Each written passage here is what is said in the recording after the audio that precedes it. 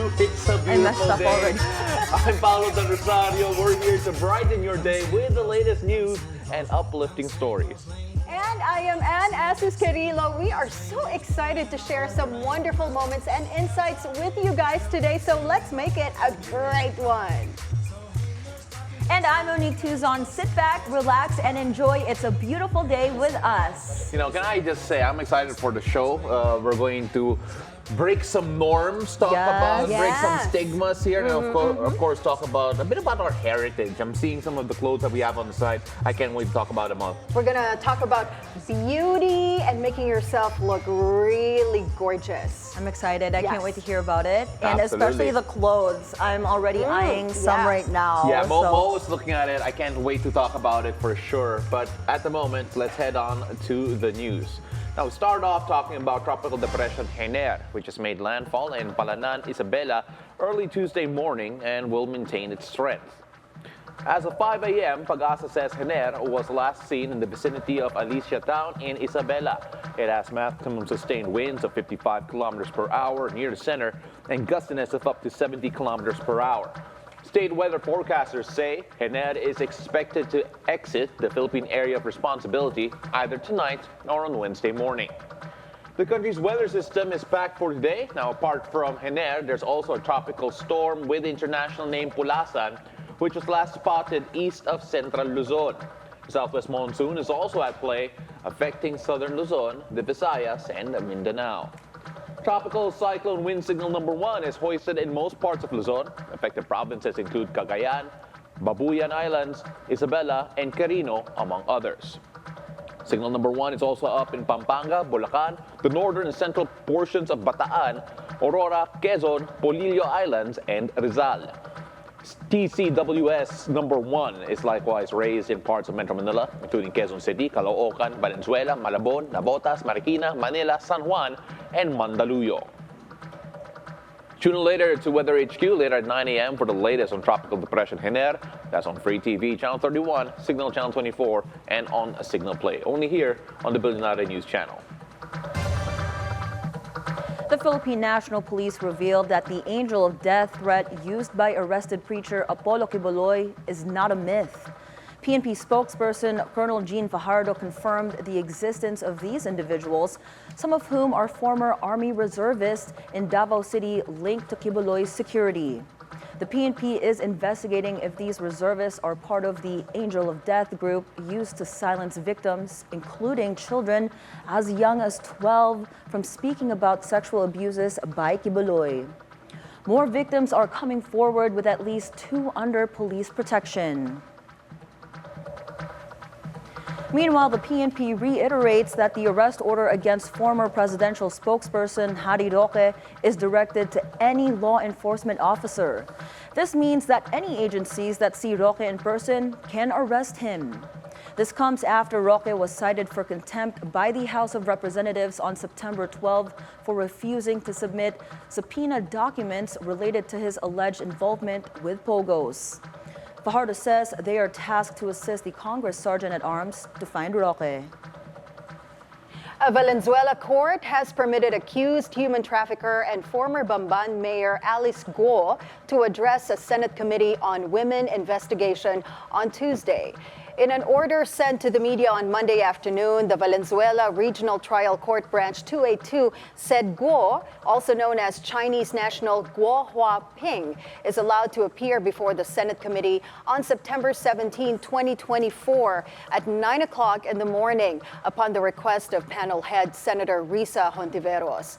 This is Guo's second appearance before senators since her arrest in Indonesia. Also confirmed to attend are Sual Pangasinan Mayor Dong Kalugay and Catherine Salazar, who resembles the dismissed mayor.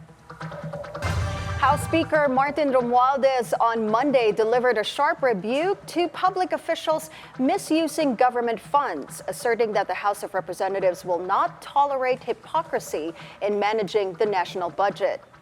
In what seemed like a veiled reference to Vice President Sara Duterte, Romualdez's remarks come after Duterte accused Romualdez and House Appropriations Committee Chair Representative Elizalde Co of manipulating budget allocations. Duterte's office recently faced a 1.293 billion peso cut after she skipped the second round of budget deliberations and has yet to address deficiencies flagged by the Commission on Audit concerning her office's confidential and intelligence fund expenditures in 2022. The House's plenary debates on the proposed 6.352 trillion 2025 national budget will run until September 25th. Defense Secretary Gilbert Teodoro tells international media outfit CBS that China's increased aggression in the West Philippine Sea could be traced to the Philippines' resolve to fight for its sovereign rights, which irks the East Asian giant. CBS journalist Cecilia Vega of 60 Minutes sat down with Teodoro while on board the Philippine Coast Guard ship, or PCG, Cape Engaño last month for a routine resupply mission when it was rammed by a Chinese boat. Meanwhile, PCG has assured the public that it will maintain its presence at Escoda Shoal following the departure of its flagship vessel, the BRP Teresa Magbanua, from the area.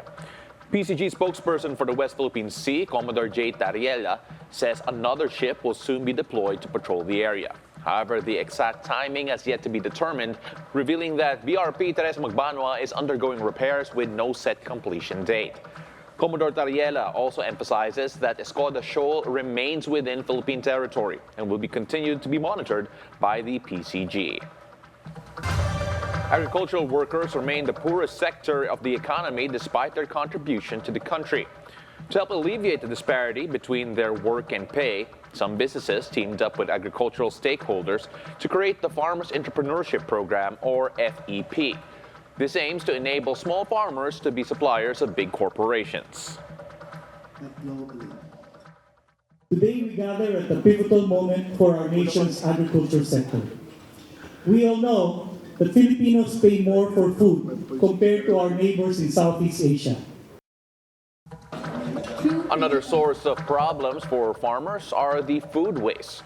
Agriculture Secretary Kiko Chiu Laurel said about 15 to 40% of harvests are wasted mostly because of lack of infrastructure. He adds government is determined to mechanize and modernize the farming fisheries sectors through science-based technologies. More post-harvest facilities will also be built. In news abroad, U.S. presidential candidate Donald Trump is safe after an alleged assassination attempt for the second time while playing golf at West Palm Beach, Florida. The proactive action of the Secret Service has kept Trump from harm. They saw the gunman hiding in plants on the golf course and fired at him, but he was able to escape aboard a black vehicle and left his backpack and a gun. The gunman was easily tracked through the car's plate number and arrested him. According to reports from CNN, New York Times, and Fox News, the suspect is Ryan Wesley Ruth, 58 years old and from Hawaii. It is not clear yet how he found out that Trump was playing in the said golf course or why it was easy for an assassin to be near a presidential candidate and former president in a private golf club. On BNC's agenda, geopolitical analyst and lecturer at De La Salle University's Department of International Studies, Don McLean Gill, says there are three observations that are of importance in relation to the alleged assassination attempt. Last July, observations po na kailangan natin bigyan ng halaga. First of all is nakita po natin na napakataas na po ang stakes ng presidential election na ito, especially pagdating sa mga American voters, in line of security, economics, and social life. Second, of course, may mga concerns din po kung whether itong form of violence ay magiging permanent feature ng future trajectory of U.S. political life. And that's another major concern. And third, of course, yung hindi masyadong napapag-usapan po ay ang relation ng wars na nangyayari sa ibang parte ng mundo at ang connection nito sa U.S. politics. Last July, Trump was injured after an alleged assassination attempt while speaking in a campaign rally.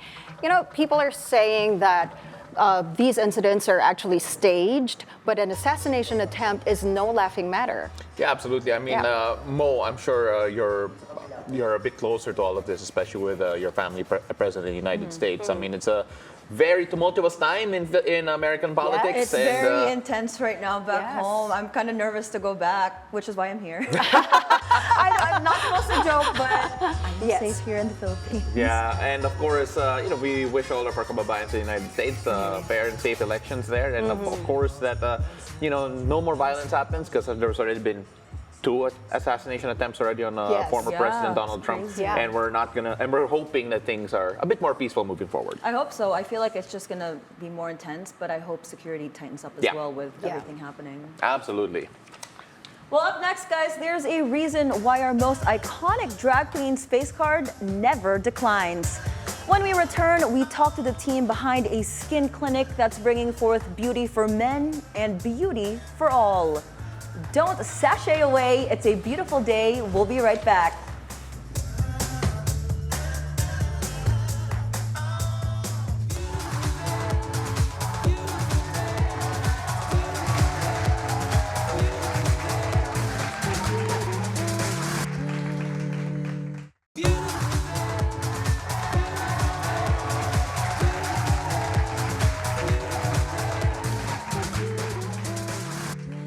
Welcome back. You're still watching It's a Beautiful Day. Doctors to the Drag Queen's House of the Stars. Today we are joined by experts from a clinic leading in male aesthetics who are breaking conventions in the beauty industry. Welcome to the show, Doc Cyril, Michel, Agan, and Jan Raymond Conadera. Good morning. Good morning. Good Thank you for morning. coming. No, thank you for having us. I'm so interested in this topic because when you talk about aesthetic clinics, it's very women focused. And when I heard you guys are doing male aesthetics, it's amazing. How did that all start? So you're correct. So globally, actually, the male aesthetics is really about 10 to 15% only. But in my clinic, it's about 50 to 60%. So it's very unique.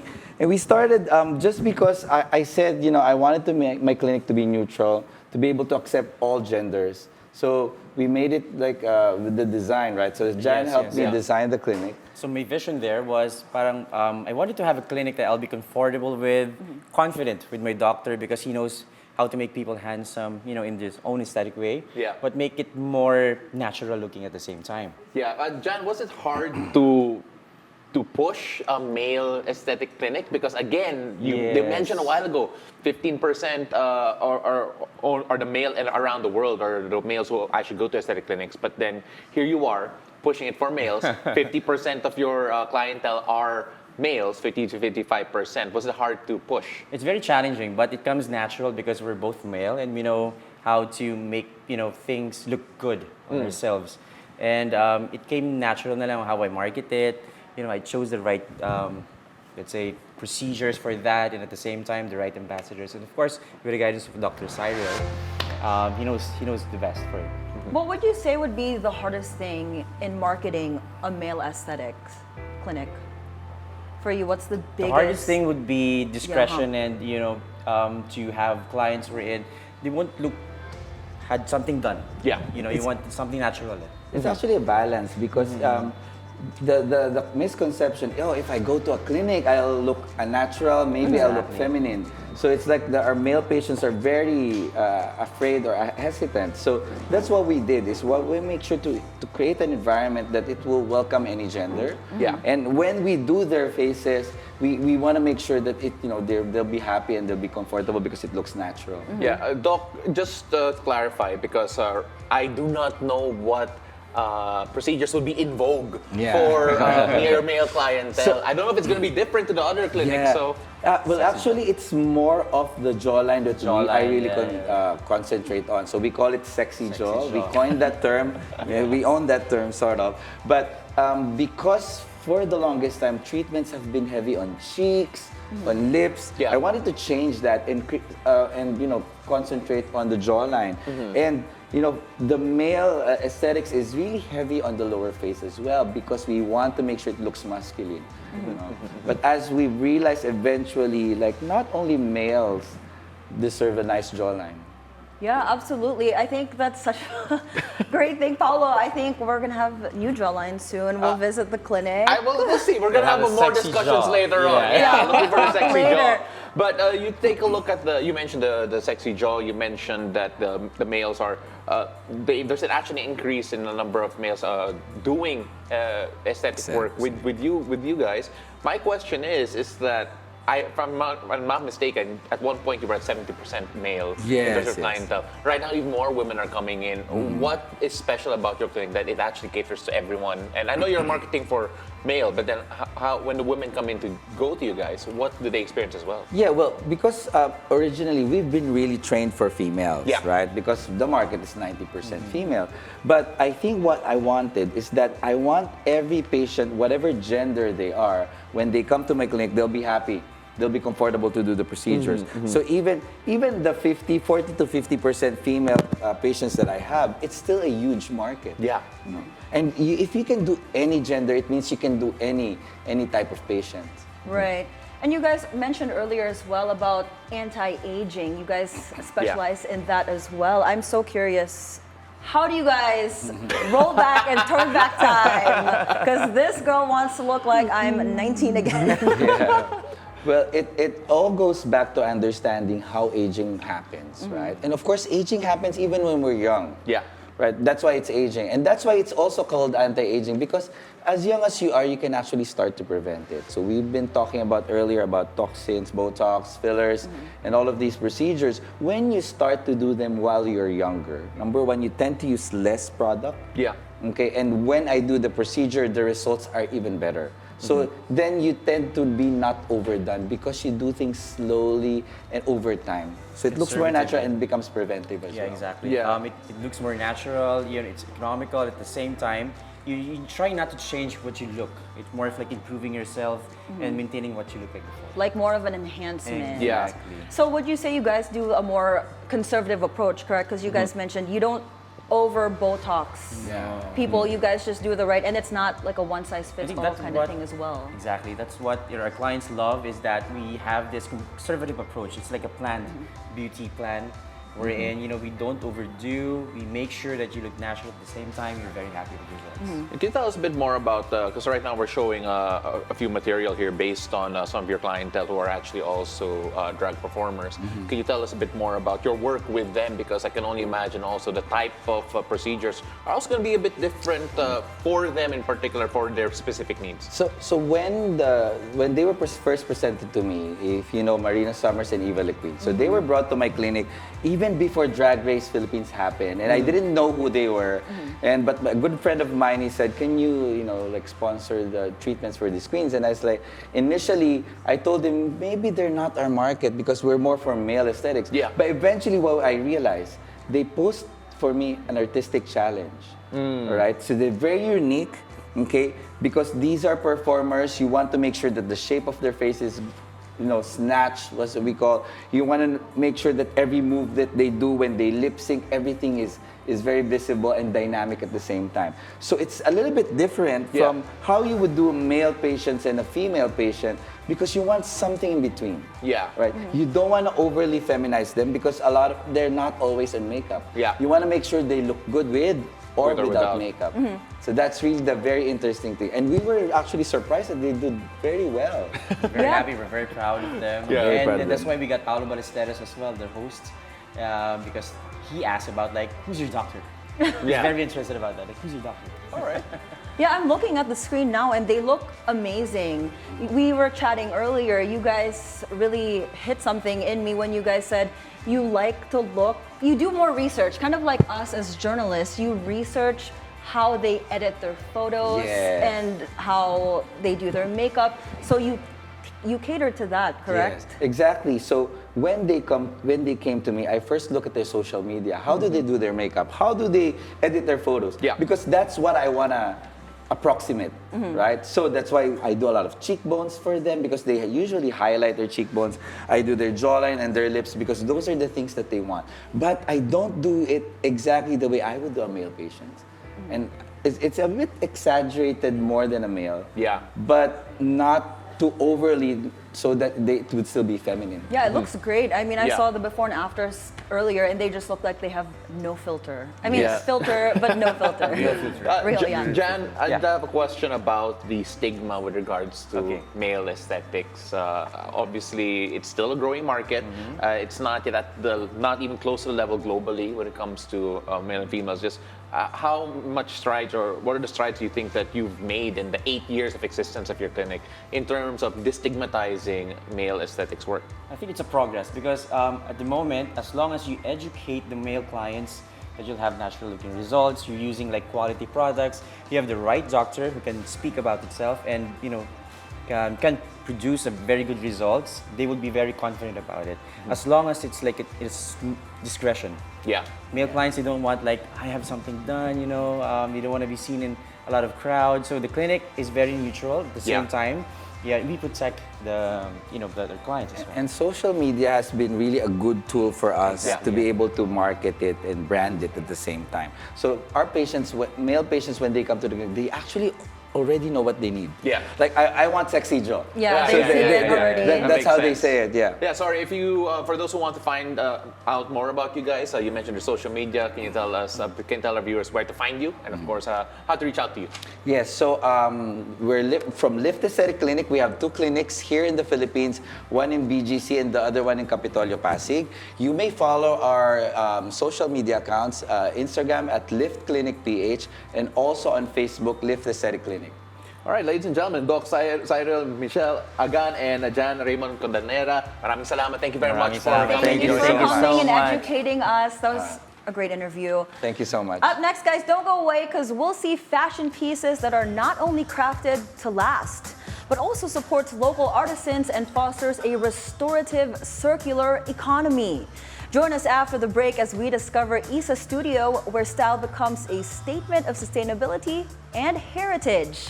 It's a beautiful day. We'll be right back. Thank you very much.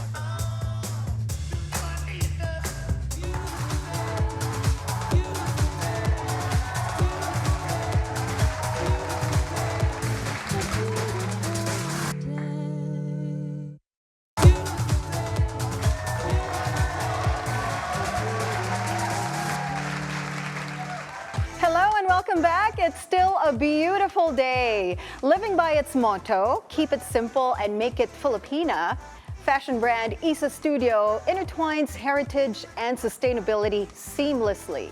Yssa has Filipiniana clothes, bespoke and bridal collections, and also offers a ready-to-wear line.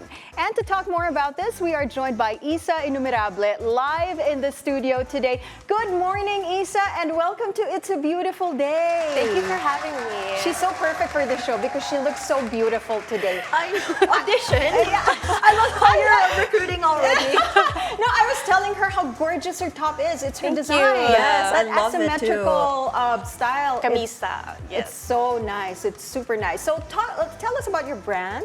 When did this start, and what was your inspiration behind this? So my brand is called Yssa Studio, Yssa Studio. and it started during the pandemic, and we wanted to incorporate Filipino elements to basic clothing. Yeah, it's gorgeous. Yeah, Yssa, you won a couple awards, correct? That's how. Well, just one award, but it's Ternocon, right? Yes, Ternocon. Oh, okay, Ternocon. Yes, so I won the gold medal. This is my winning pieces from This one also. Ternocon. Yes. Nice, nice. So what made you start incorporating the Filipino flair into your everyday wear, right? Everyday collection, right? Because you're seeing the ternos, the barotsaya. This is, what do you call this again? This is the tapis. Tapis, there you go. So where do you get inspiration, putting them together? Like Well- modern and then traditional. Well, because I love basic clothing as much as anyone else, but it could be too basic and too repetitive. So I like applying some Filipino element to create some character and some nuance. So these are some of the elements in my design. This is my favorite. Yeah, I was telling Yssa, maybe I should wear this right now. Yeah, I it's love so that bagay piece with my 'cause dress. it's just your normal everyday Yeah, button-down collared shirt, yeah. but with the Filipiniana sleeves. Yeah, and you can wear it with jeans or with Yes. something formal. Yeah, right. I love how you didn't make it too elaborate, because sometimes you can't just wear it there, going to work, right? Yeah. People are gonna laugh at you like, are you the boss? Do you own this company? Yeah, no, actually, 'cause I love your Mayora. pieces. Mayora, correct. Yeah. But these are actually pieces that you can wear every day. Yeah, with without anything. feeling With uncomfortable, anything. diba? Yes, you Yeah. can wear it with heels or with jeans. Yes. Because most of the time, people, when they think of Filipiniana, it's very puffy, very formal, right? So at least with this, Filipino meets modern. It's Yes, nice. it can be very subtle. Yeah, and so Are your fabric local as well? yes, we use linen, so we want to practice sustainability, and we also have some artisans do embroidery as well. And so here we also incorporated some Filipino elements like the tapis, and then this is the saya. Nice. So same as my winning collection, we try to apply some cultural elements in our pieces. So a while ago, we were talking about the Ternocon, the Yes. very first competition that you joined, where you won gold. Congratulations. Thank you. This happened 2 years ago, correct? Yes, 2023. 2023. And these are your winning designs. Yes. Yes? Yes, So let's this is my talk more about that.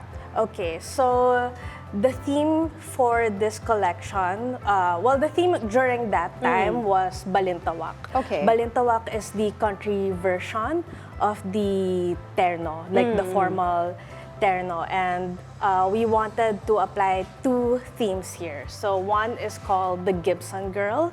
So the Gibson Girl is a Victorian, late 19th century Victorian Okay. from the Edwardian era, and then it's sort of like the sportswear during Okay. that time, and then we wanted to apply the Filipina Balintawak with that theme. Both themes are meant to be ease of wear, so the only difference between those two are the culture and values of the women Right. during that time. So we wanted to apply both. So now you are busy, she's busy preparing for the next competition, but you're not competing. No. You are the defending champion, but you will be presenting your full lineup, right? Yes, Yeah, that I'm- is what you're preparing for. Yes, I'm about to do my first full collection. Congratulations, And that's so my exciting. fashion show. So Okay. this is for January 2025 for Ternocon as well. I'm excited. Can you give us a sneak preview? Not in photos, just what can we expect Yes. from your new collection coming up? So the theme for Ternocon 2025 is Philippine visual arts. So we Oh, have to okay. apply Filipino artists in our collection. Oh, that's gonna be exciting. We should go. I can't wait to see you. We definitely are. And I know Yes. aside from your everyday modern chic outfits, you do bridal as well. You just didn't Yes. bring any here. Yes. I also do customs as well, Okay. whether it's bridal or non-bridal. So we do any type of customs. Oh, there. I think, are these the ones that are your bridal pieces on screen? Well, no, this is actually Miss World. This is for her intro video. The theme here was Amor Solo. It's so beautiful. So we wanted to create this contrast between her and the field. So we wanted to make it really bright, pink and purple. She looks really beautiful there. Oh, it's beautiful. Look at the colors you choose, not just on screen, but the colors here. They really stand out. Yes. It's amazing. Could you walk us through, Yssa, when you do your pieces like this, what goes through your head? I just want to know your creative process. Yeah, because there's so many elements, right? Because I feel like, yeah. that's why I'm not a designer, because I would get overwhelmed. But I'm just so interested. Well, I always start with a mood board, but I always get inspired with history, whether it's Philippine history or Western history. So I like reading all about that, and I try to apply that into my designs. I also incorporate some visual arts as well in my design. So I go through a lot of art history, and I look at pieces that may be inspiring for any type of collections. Yeah, and speaking of inspiring, is there a designer that you look up to here in the Philippines? Well, right now, actually, I'm being mentored right now by Ino Soto. Oh, wow. Ina Soto. So we're having one-on-one sessions recently, so I am really inspired by his philosophies. Nice, nice. And aside from custom-made clothing, you also have ready-to-wear items that our viewers can actually check out, right? Yes, my clothing is available in isainumerable.com, and you can buy my stuff there online. Just like the ones that we have Yes. here. This one is so gorgeous. Can I buy this now? Yes, of course. Shopping on TV, but it's so gorgeous. Let me just show it on cam. So it's kind of this like is my exactly top right like now. yeah, what she's wearing And you today. can wear it both ways, right? Like one, you can put it off the shoulder, and can you move it?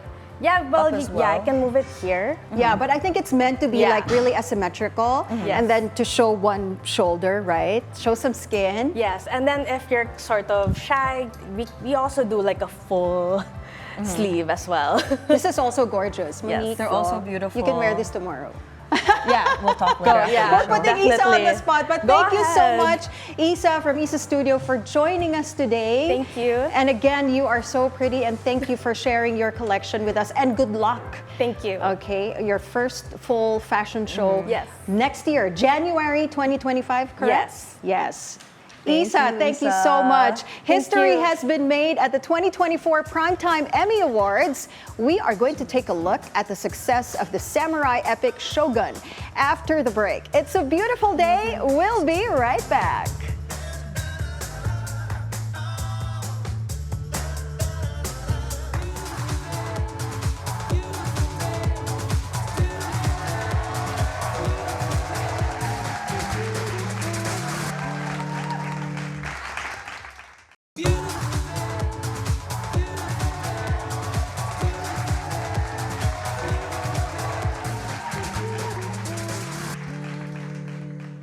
Welcome back. You're watching It's a Beautiful Day on the Billionario News Channel.